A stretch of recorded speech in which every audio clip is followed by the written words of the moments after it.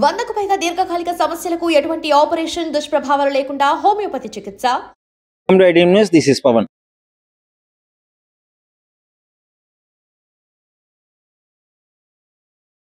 Pension అదే విధంగా ఇంతకు ముందు కవిత గారు ఇప్పుడు హరీష్ రావు గారు మీద చేసిన కామెంట్స్ బీఆర్ఎస్ పార్టీ ఒకప్పుడు 10 ఏళ్ల అధికారంలో దర్జాగా ఉండి ఇప్పుడు తన పార్టీ ఉనికిని చాటుకోవడానికి కూడా అస్తవ్యస్తం అవుతుందని చెప్పేసి బయట వార్తలు వస్తున్నాయి. కానీ ఇక్కడ కార్యకర్తలు మాత్రం ఏ విధంగా ఉన్నారు, అసలు దీనివల్ల కవిత గారి కామెంట్స్ వల్ల ఆమె సస్పెన్షన్ వల్ల బీఆర్ఎస్ పార్టీ మీద ఎలాంటి ప్రభావం చూపిస్తుంది, కాంగ్రెస్ పార్టీకి లబ్ధి ఏమైనా చేకూరుతుందా లేదు ఏంటి, ఈ వివరాలన్నీ కార్యకర్తల్ని అడిగి తెలుసుకుందాము. సో ప్రస్తుతం కార్యకర్తల్లో ఉన్న ఆ వివరాల ప్రకారం అయితే వాళ్ళైతే కవిత గారి కామెంట్స్ అయితే కొంచెం కూడా ప్రభావితం చూపవు, మాకు అసలు ఏ ప్రాబ్లం ఉండదు అనే విధంగా అయితే వాళ్ళు మాట్లాడడం జరుగుతుంది. ఒకసారి అయితే అడిగి తెలుసుకుందాం. Hi bro. హాయ్, నమస్కారం అన్న. మీ పేరు? నా పేరు నేనావత్ రాకేష్ నాయక్, నల్లమల్ల ప్రాంతం మాది. రేవంత్ రెడ్డి ఊరు పక్కలే మా ఊరు ఉంటది, అచ్చంపేట నియోజకవర్గం మాది. ఓకే. సో అయితే ప్రస్తుతం కల్వకుంట్ల ఎమ్మెల్సీ కల్వకుంట్ల కవిత గారు చేసిన కామెంట్స్ బీఆర్ఎస్ పార్టీలో అస్తవ్యస్తం చేస్తున్నాయి. సస్పెన్షన్ ఆర్డర్ ఇచ్చిన తర్వాత కూడా మళ్ళీ ప్రెస్ మీట్ పెట్టడం జరుగుతుంది. సో దాని గురించి ఏమంటారు? నేను ఈ రోజు ఒక మాట చెప్పదలుచుకున్నాను. కవితక్కకు కావచ్చు, లేకుంటే మన బీఆర్ఎస్ పార్టీ తెలంగాణలో ఉన్నటువంటి సామాన్య కార్యకర్త నుంచి తెలంగాణ ప్రజలకు నేను ఒకే మాట చెప్పదలుచుకున్నాను. ఈ విషయంలో అనేక మంది కార్యకర్తలు కావచ్చు, తెలంగాణ సమాజం కావచ్చు, ఈ రోజు అయోమయంలో ఉన్నారు. ఏమైతుంది, అసలు ఏం జరుగుతుంది తెలంగాణ రాష్ట్రంలో, కేసీఆర్ కుటుంబంలో ఏం జరుగుతుంది అనేటువంటి అనుమానాలు వ్యక్తపరుస్తూ ఉన్నారు. అనేక మంది కార్యకర్తలు ఈ రోజుకు మనోవేదనకు గురవుతా ఉన్నారు. దాన్ని దృష్టిలో పెట్టుకొని ఈ రోజు కవిత గారు ఏదైతే చేస్తా ఉన్నారో పార్టీ మీద కావచ్చు, పార్టీలో ఉన్నటువంటి ప్రధానమైన నాయకుల మీద ఆరోపణలు, నేను ఒక సామాన్య కార్యకర్తగా నేను దానిని ఖండిస్తా ఉన్నాను. ఒక కుటుంబం అన్నప్పుడు, ఒక వ్యవస్థ అన్నప్పుడు ఏదైనా సమస్య ఉంటే మన కుటుంబంతో కలిసి చర్చించుకోవాలి లోపల. అలా కానప్పుడు తర్వాత బయటికి వచ్చి మాట్లాడాల్సి ఉంటుంది. కానీ ఈరోజు పార్టీకి ఎలాంటి సమాచారం ఇవ్వకుండా ప్రెస్ మీట్లు పెట్టి పార్టీ పైన రకరకాలమైనటువంటి ఆరోపణలు చేయడం కవితక్క గారు. కవితక్క అంటే నాకు చాలా అభిమానం. నేను ఇంతకుముందు జాగృతిలో మొదటగా పనిచేయడం జరిగింది 2017-18లో.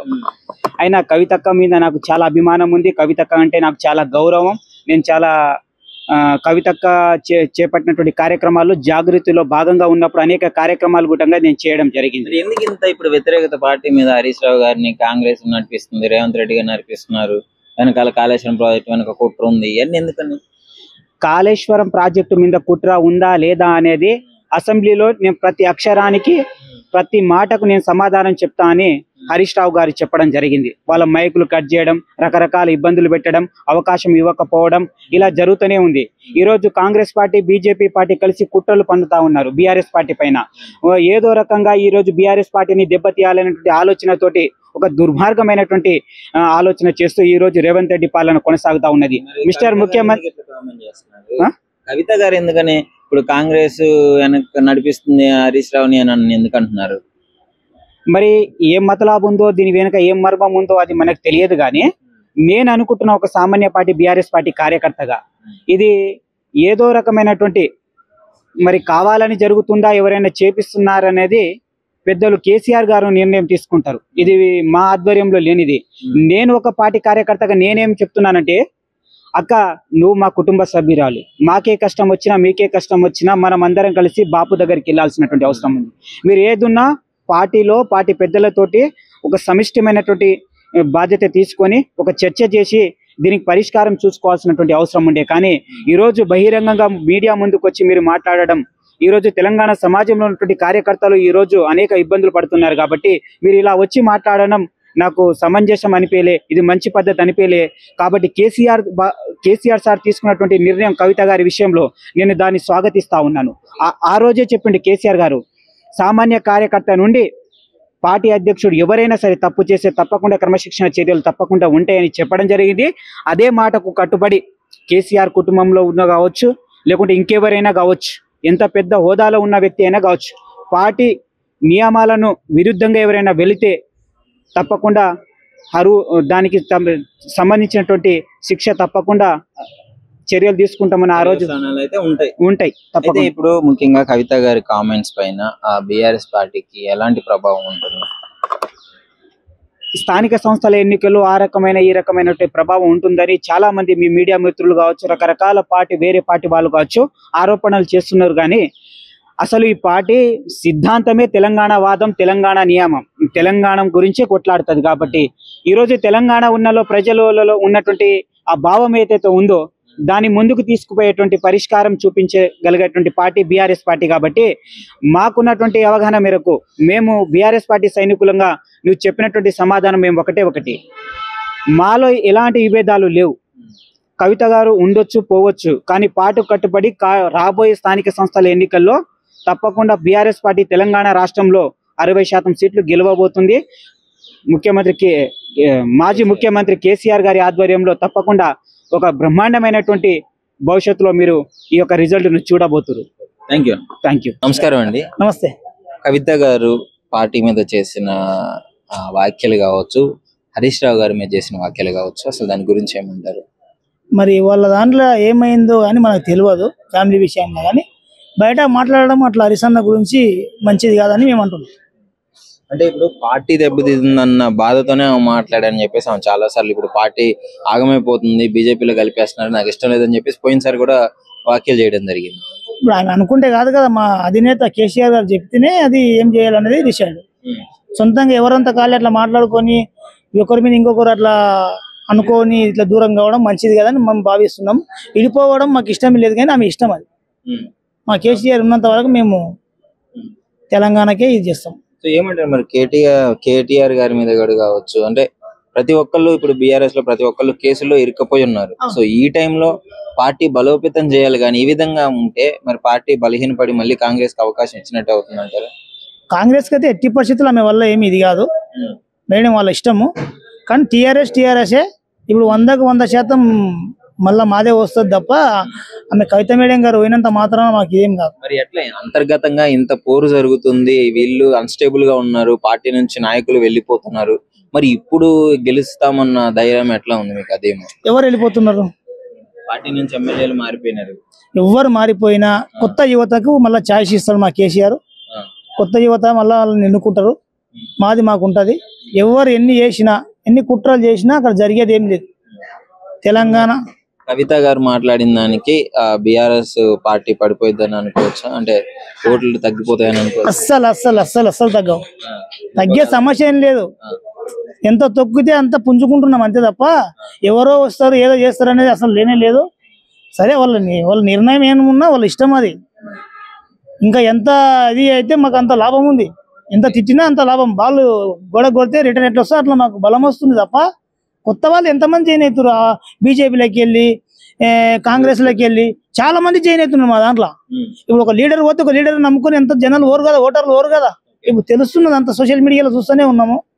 ఇప్పుడు ఆ మేడం ఉద్దేశం ఏముందో మనకు తెలియదు. కాళేశ్వరంలో కూడా కేసీఆర్ గారు హరీష్ రావు గారు ఇరక్కపోయి దాన్ని నిరూపించుకోవడానికే వీళ్ళు ప్రయత్నాలు చేస్తున్నారు. ఈ టైంలో మళ్ళీ కవిత గారే వచ్చి మీరే చేసినారు అని చెప్పేసి మాట్లాడడం ఎంతవరకు కరెక్ట్ అనుకుంటున్నారు? కరెక్ట్ కాదు, కరెక్ట్ అస్సలు కాదు. కాకపోతే బీజేపీ వాళ్ళు ఇక ఎవరన్నా అట్లా చెప్పమని చెప్పారా, రేవంత్ రెడ్డి ఉన్నాడు నడిపిస్తున్నాడు, అట్లా నడిపిస్తే ఎట్లయితే రాజకీయం అంతా నడిపిస్తే ఎంత ఎందుకుంటుంది చెప్పు. అందరం కలిపేస్తుండ్రి ఈ పార్టీకి. ఇప్పుడు కాంగ్రెస్ లోనూ బీజేపీలో కలిపేస్తుండ్రి. కేసీఆర్ ఊరుకుంటున్నాయినా కాదు. అట్లా అనుకుంటే ఆమె సస్పెండ్ చేయకుండా. మొత్తానికి కేసీఆర్ గారి నిర్ణయాన్ని మీరు స్వాగతిస్తున్నారు? 100% కేసీఆర్ ఉన్న రోజులు మేము స్వాగతిస్తున్నాం. నమస్తే పెద్దాయనా. నమస్తే. ఎక్కడి నుంచి వస్తున్నావు? మద్దూరు మండలం కోడంగల్ తాలూకా. కొడంగల్ నుంచి వస్తున్నావు. దళిత బంధుకు జై భీమ్, రైతు బంధుకు రామ్ రామ్, ఇవన్నీ చెప్పే కేసీఆర్. చెప్పినా కూడా అదే ఏరియా ఇప్పుడు 300 250కి వస్తే 300 బ్లాక్ లో అమ్ముకుంటున్నారు. 400 500 కూడా యూరియా. ఇప్పుడు ఈ పాటికి సల్లాలే రోగం వచ్చింది, చేనులు కూడా ఎండిపోతాయి. నేను రైతునే. నిజమే, చాలా కష్టమైంది రైతులు. ఓర క్యూలు కట్టి చెప్పులు లైన్లో పెట్టి ఉంటారు. చాలా ఘోరమైన పరిస్థితులు రైతుకు మాత్రము. ఈ రేవంత్ రెడ్డి వచ్చిన కాడ నుంచి ఇప్పుడు జనాలు చాలా తిరగబడ్డారు. 39 మంది ఎమ్మెల్యేలు సిటీలో గెలిచిండ్రు, కానీ అక్కడ పల్లెటూరులో తెలియని జనం లేచిండ్రు కదా, ఎక్కువ వచ్చినంత మాత్రం అయినా కూడా ఇప్పుడు పల్లెటూరు కూడా తిరగబడ్డది. ఇక ఇప్పుడు అంటే కాంగ్రెస్ పార్టీకి వ్యతిరేకత వచ్చినప్పుడు ఆ విధంగా మనం పుంజుకోవాలి కానీ మరి ఇప్పుడు ఈ పార్టీలో బీఆర్ఎస్ పార్టీలోనే అంతర్గత విభేదాల కల్లా ఇంకా దిగజారిపోతున్నారు కదా. బీఆర్ఎస్ పార్టీలు దిగజారిపోతున్నారా? అంతర్గత పోరు ఇప్పుడు కవిత గారి కన్న కూతురే ఇప్పుడు హరీష్ రావు గారి మీద కేసీఆర్ గారి మీద ఈ విధంగా వ్యాఖ్యలు చేయడం జరుగుతుంది కదా. ఇక వాళ్ళ ఫ్యామిలీ గురించి వాళ్ళకే తెలియాలి అది. కానీ ఆయన అట్లా ద్రోహం చేసేది లేకుండా ఒక కన్న తండ్రి బిడ్డ ఉట్టి బిరుదు నిలపాలి, కొడుకు ఉట్టి కొలముద్దరియాలి అన్నారు ఒక శాస్త్ర విధానం. కానీ ఒక బిడ్డ బిరుదు నిలిపేది పోయి ఆయన అతని బిరుదును పోగొడుతున్నదంటే ఇక ఆయనకే తెలియాలి. ఆయనకు అంత దురదృష్టకరమైన పని చేసేది లేకుండా. కానీ కవిత గారు చేసిన కామెంట్స్, కేసీఆర్ హరీష్ రావు గారు వెనక కాళేశ్వరం ప్రాజెక్టు వెనక రేవంత్ రెడ్డి గారు ఉండే నడిపిస్తున్నాడు ఇదంతా అది ఇదని చెప్పేసి అంటున్నాము. రాజకీయం లెక్కలు 10 కాదు 100 ఉండొచ్చు, కానీ నీ తండ్రిని ఎట్లా కొల్లగొట్టినట్లు అయ్యి కదా నువ్వు. అది చేసేది లేకుండా ఫస్ట్ గతంలో ఒక లెటర్ రాసి అప్పుడు అస్తవ్యస్తం చేసినారు, మొత్తం సోషల్ మీడియా మొత్తం వైరల్ అయిపోయింది. ఇప్పుడు ఇది ఏం చేసినా ఏది చేసినా కేసీఆర్ తగ్గేది లేదు. 100కు 100% 100% ఓకే. నాకు ఒక డౌట్, ఇప్పుడు కేసీఆర్ గారు ఉన్నప్పుడు రైతులకి ఎలా ఉండేది, ఇప్పుడు ఎలా ఉంది అది ఒక్కటి చెప్పు. రైతులు కేసీఆర్ ఉన్నాగా మంచిగా ఉండే, ఇప్పుడు చాలా కష్టం. అన్నిటికీ ఒక్కదానికి కాదు. నువ్వు పార్టీ వ్యక్తి కాబట్టి ఈ విధంగా మాట్లాడుతున్నావు అనుకోవచ్చు కదా. కాదు అదే ఇప్పుడు ఈ మధ్యలో ఏమంటారు అంటే ఈ కాంగ్రెస్ వాళ్ళు ఏదో మాటలు ఏదేదో అని చెప్తున్నారు అలా, కానీ కాదు అట్లా. నిజమైన రైతులకు బాధ వచ్చేసింది. ఇప్పుడు సోషల్ మీడియాలో చూసుకుంటే ఆడవాళ్ళు చెప్పులు తీసుకొని కొడతాము, మెడకేస్తాము, గలీజ్ మళ్ళీ లంగలేసి కొడతాము, ఏమేమి మాట్లాడుతున్నారు. అసలు వాళ్ళందరూ టీఆర్ఎస్ వాళ్ళేనా? ఇప్పుడు భూములు బీజేపీ వాళ్ళకు ఉన్నాయి, బీఆర్ఎస్ వాళ్ళకు ఉన్నాయి, కాంగ్రెస్ వాళ్ళకు ఉన్నాయి, ప్రతి ఒక్కరికి భూములు ఉన్నాయి. అంటే ఓన్లీ బీఆర్ఎస్ వాళ్ళకే అవసరం ఉంది యూరియా? అలా లైన్ లో ఉన్న ఓన్లీ బీజేపీ వాళ్ళేనా, బీఆర్ఎస్ వాళ్ళేనా? బీజేపీ కాంగ్రెస్ ప్రతి ఒక్క పార్టీ ఉన్నారు. అది అట్లా మాట్లాడడము వీళ్ళు పుట్టించుకొని మాట్లాడుతున్నారు కాంగ్రెస్ వాళ్ళు. ఎందుకంటే మా మీద బురద వెళ్తారేమో, ఇప్పుడు ఎంపీటీసీ జడ్పీటీసీ ఎలక్షన్ ఉన్నాయి కదా, మా మీద ఉమ్ముస్తారేమో ఇట్లా చెప్పి ఆ కళ్ళబొల్ల మాటలు చెప్పి అప్పుడు ఎలక్షన్ ముందు అన్ని చెప్పే కదా, పింఛన్ల గురించి, తులం బంగారం గురించి, 2500 500 బోనస్, 500 సిలిండరు, ఈ పిటకథలని చెప్పలే. ఆ పిటకథలల్లో మనం గెలిచినాము. ఇక కావాల్సుకొని ఎవరు మాట్లాడతారు? ఇప్పుడు ఆయన పొన్నం ప్రభాకర్ ఏమంటాడు, అన్ని ఇస్తున్నాం యూరియా అడ్వాన్స్ గా తెచ్చిపెట్టినామంటాడు. అడ్వాన్స్ గా తుమ్మల నాగేశ్వరరావు అడ్వాన్స్ గా తెచ్చిపెట్టినాం, కానీ ఈ రాజకీయ పబ్బం కప్పుకోవడానికి వాళ్ళు అట్లా కావాలని చేస్తున్నారు బీఆర్ఎస్ వాళ్ళని మాట్లాడతాడు. మీరు అదే ఆడ కూర్చొని మాట్లాడు కాదు, మాలేక బయటకు వచ్చి మాట్లాడితే చెప్పు తీసుకొని పక్క కొడతారు తుమ్మల నాగేశ్వరరావు. ఈ మాటలు మాట్లాడొద్దు అట్లా. నిజమైన రైతులు వచ్చి అడుగుతున్నారు, లైన్ కట్టిండ్రు, పాస్బుక్లు పెట్టిండ్రు, చెప్పులు పెట్టిండ్రు, కళ్ళు ఏమన్నా దొబ్బినాయా, ఏం గడ్డి తింటున్నా, అన్నం తింటున్నా, అట్లా ఏం మాట్లాడదు. అట్లా ఒక్కజాలంటే ఇట్లా తెలంగాణ మొత్తం ఉన్నది కదా, అట్లనే అది తెలంగాణ మొత్తం అట్లా చేయలేం కదా. ఇప్పుడు ఒకటంటే క్రియేట్ చేయొచ్చు. ఇప్పుడు సపోజ్ ఇక్కడ క్రియేట్ చేస్తున్నాం, తెలంగాణ మొత్తం ఒకటేసారి క్రియేట్ చేస్తాం అట్లా. అందుకే యూరియా అంటే చాలా షార్టేజ్ ఉంది. అది కూడా యూరియా ఎట్లా ఇస్తున్నారు అంటే, ఇప్పుడు సపోజ్ ఇప్పుడు ఫర్టిలైజర్ ప్రైవేట్ లో కొంటున్నాను నేను అనుకో, సపోజ్ నేను రైతు, ప్రైవేట్ అంటే డిఏపి తీసుకోవాలి, మరి బీస్ తీసుకోవాలి, పొటాస్ తీసుకోవాలి. ఆ మందు మాకు అవసరం లేదు, వరికి ఏమో పడుతుంది, ఖాళీ ఏరియా ఒకటే కావాలి. మరి పత్తి మందు మొత్తం ఇస్తుంది. ఇప్పుడు ఒక ఏరియా ఇప్పుడు ఒక పొటాస్ కొంటే 1700 ఉన్నది, 1700 5-6 సంచులు వస్తాయి. ఎంత లాస్ అవుతుంది? నేను ఒకటి చెప్తాను, చాలా లాస్ అవుతున్నాం. అది అన్నగారు, నేను రైతుని, ఏదో ఇట్లా బట్టలు వేసుకున్నంత మాత్రాన నేను పార్టీ కోసం పనిచేస్తాను కాదు. నేను ఒక రైతుని, నేను చూపిస్తాను. నేను రైతుని కదా, ఈ వీడియో నీకు అందులో వస్తుంది వచ్చిన చూపి. నేను రైతుని కావాలని చెప్తలేను, నేను తీసిన వీడియో నీకు చూపిస్తా. పొలంలో కష్టపడిన వ్యక్తిని కాబట్టికే మాట్లాడుతున్నా.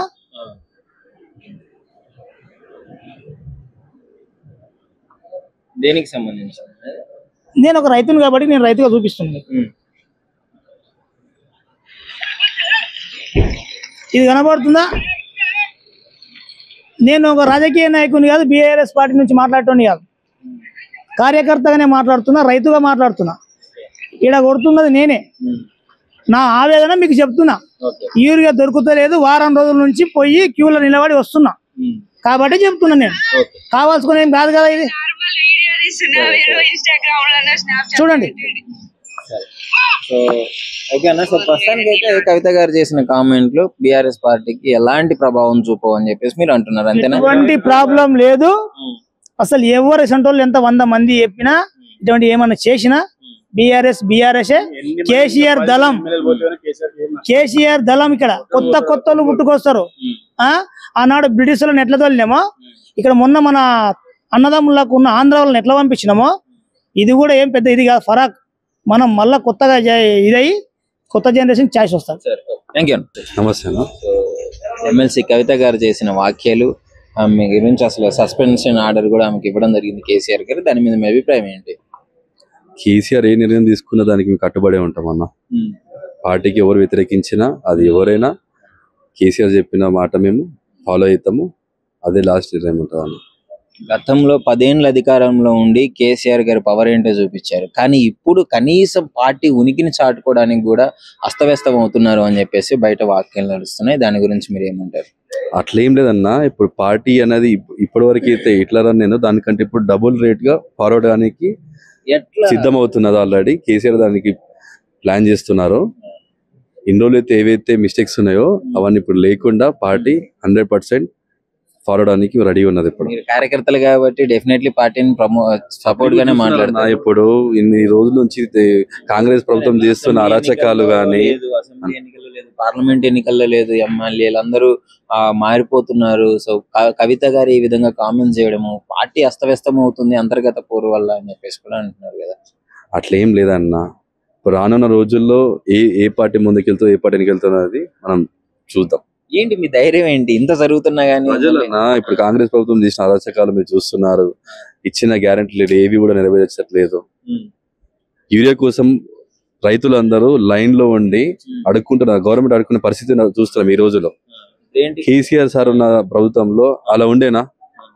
ప్రతిదీ రైతులకు గానీ, ప్రతిదీ కరెంట్ గానీ, వాటర్ గానీ టైం టు టైం ఇచ్చారు. ఇప్పుడు కాంగ్రెస్ ఏమని ఇస్తున్నారా? మీరే చూస్తున్నారు కదా ఇప్పుడు బయట. అంటే ఇప్పుడు ఏంటి కాంగ్రెస్ ఏం చెయ్యకపోవడం వల్ల కేసీఆర్ గారు మళ్ళీ అధికారంలోకి వస్తారనుకుంటున్నారా? మరి కేసీఆర్ గారిని చూసి ఓట్లేస్తారు అనుకుంటున్నారా? కేసీఆర్ ఒకప్పుడు చేసి చూసి మళ్ళీ ప్రజలు రైతులు అర్థం చేసుకొని మళ్ళీ అధికారం తీసుకురావాలని కేసీఆర్ అని కోరుకుంటున్నారు. ఆల్రెడీ ప్రతి ఒక్క గ్రామంలో కూడా అదే జరుగుతున్నది. అది ఇప్పుడు రానున్న ఎలక్షన్ లో మనకు తెలుస్తుంది. ఇప్పుడు ఈ విషయం ఏంటి మరి కల్వకుంట్ల కవిత గారు చేసిన కామెంట్స్ మరి ఎలా? ఇప్పుడు ఆమె ప్రెస్ మీట్ కూడా పెట్టబోతుంది, మరి తర్వాత ఏమయ్యే అవకాశం ఉంది అనుకుంటున్నారు? కొత్త పార్టీ అంటున్నారు కవిత గారిది. అది ఏమున్నా కానీ బీఆర్ఎస్ కి అయితే ఏం నష్టం లేదు, దానికి దీనికి సంబంధం లేదు. బీఆర్ఎస్ కేసీఆర్ సార్ ఉన్నంత వరకు బీఆర్ఎస్ పార్టీని ఎవరు ఏమీ చేయలేరు, అది ఇంట్లోనైనా బయట వాళ్ళైనా. Thank you. నమస్కారం అండి. నమస్కారం సార్, నా పేరు రాములు, మాది నారాయణఖేడ్ నియోజకవర్గం. నేను గ్రామ పార్టీ అధ్యక్షును. నారాయణఖేడ్ నియోజకవర్గం. ఈరోజు కవిత సస్పెండ్ చేయడం అని నేను స్వాగతిస్తున్నా. ఎందుకంటే పార్టీకి వ్యతిరేకంగా ఎవరు మాట్లాడొద్దు. కేసీఆర్ గారు ఈ నిర్ణయం తీసుకున్నందుకు నేను చాలా స్వాగతిస్తున్నా. ఎందుకంటే ఒక పార్టీలు ఉన్నప్పుడు విభేదాలు ఉండొద్దు. ఎందుకంటే ఏదైనా ప్రాబ్లం ఉంటే కూర్చొని మాట్లాడుకోవాలని నేను మనవి. ఎందుకంటే ఏదో ఒకటిగా లీక్లు ఇచ్చేసి బీజేపీలో కలిసిపోతుందని చెప్పేసి మా పర్సెంటేజ్ తగ్గిపోయింది ఇప్పుడు. ఎందుకంటే పార్టీ ఫిట్ ఉంటే ఇప్పుడు 100% బీఆర్ఎస్ నెక్స్ట్ గెలిచేలో ఒక 10% బురద తగులుతుంది. ఎమ్మెల్సీ కవిత గారు ఇసుంటి మానుకోవాలని నేను కోరుకుంటున్నాను. ఎందుకంటే కేసీఆర్ గారు డిసిషన్ ఏది తీసుకున్నా మంచిగా తీసుకుంటారు. మీరు ఏదో ఒకటి బురద హరీష్ రావు అంటే చాలా పెద్ద నాయకుడు. హరీష్ రావు పై కాళేశ్వరం ఏదో ఒకటి మీరు బురద తగులుతున్నారు, అది మంచి పద్ధతి కాదని నేను ఆలోచించకుండా అలా మాట్లాడింది అంటారా? ఆమె ఎమ్మెల్సీ కంటే ముందు కన్న కూతురు తండ్రి గురించి ఇట్లా ఆరోపణలు చేస్తే పార్టీ దెబ్బతింటుందని తెలిసి కూడా చేసిందంటే తెలిసి తండ్రి ఇగో అంటే కేసీఆర్ ఒకటే మాట చెప్పిండు, కూతురికైనా కొడుకుకైనా అల్లుడికైనా ఎవరికైనా ఒకటే డిసిషన్ ఉంటుంది బీఆర్ఎస్ పార్టీలో అని. ఇది ఒకటి క్లారిటీ ఇచ్చిండని తెలంగాణ మొత్తం స్టేట్ లో కానీ ఎక్కడ కానీ ప్రపంచంలో కానీ దేశంలో కానీ ఇది ఒకటి మెసేజ్ పోయిందని నేను భావిస్తున్నా. టీఆర్ఎస్ పార్టీ పడిపోయింది, బలోపేతం 10 ఏళ్ళ అధికారంలో ఉన్న పార్టీ ఇప్పుడు కనీసం తన ఉనికిని చాటుకోవడానికి కూడా సత్తా లేకుండా పోయింది అని చెప్పేసి బయట వార్తలు వస్తున్నాయి. అది వాస్తవం కాదు అది. ఎందుకంటే ఇప్పుడు ప్రస్తుతం బీఆర్ఎస్ ఇప్పుడు ఎలక్షన్ పెడితే ఇప్పుడు మినిమం 80 నుంచి 90 సీట్లు పక్కా వస్తాయి. మా నారాయణఖేడ్లోనే ఇప్పుడు కళ్ళు మూసి గెలిచిపోతాడు మా భూపాలరెడ్డి సార్. అట్లా వచ్చేది వ్యతిరేకం నాకు తెలుసు కాబట్టి నేను ఫీల్డ్ లో తిరుగుతా. చాలా వ్యతిరేకం ఉన్నది. కానీ వీళ్ళు ఒట్టి బురద చల్లుతున్నారు అంటే గెలవలేము రేవంత్ ఏదో ఒకటి చెప్పి బురద చల్లుతున్నారు అనుకో, డబల్ గేమింగ్ మాట్లాడుతున్నారు. ఆ పార్టీ ఉండదు, అది ఉండదు, ఇది అదే అని వేస్ట్ మాటలు. కంపల్సరీ మళ్ళీ బీఆర్ఎస్ వస్తుంది, మళ్ళీ కేసీఆర్ గారు ముఖ్యమంత్రి అవ్వడం పక్కా. ఓకే, మరి ఇప్పుడు కవిత గారు చేసిన కామెంట్స్ ఏ విధంగా చూడొచ్చు, అదే విధంగా ఇప్పుడు ఆమె ప్రెస్ మీట్ కూడా పెట్టబోతుంది కదా, దాని గురించి ప్రెస్ మీట్ లో ఏం మాట్లాడతారో నేను చూద్దాం అనుకుంటున్నాను, ఇంకా చూడలేను. 12 గంటలకు ఉన్నది ప్రెస్ మీట్, చూసినాక దాని గురించి ఏమని మాట్లాడాలని నేను భావిస్తున్నాను. Thank you.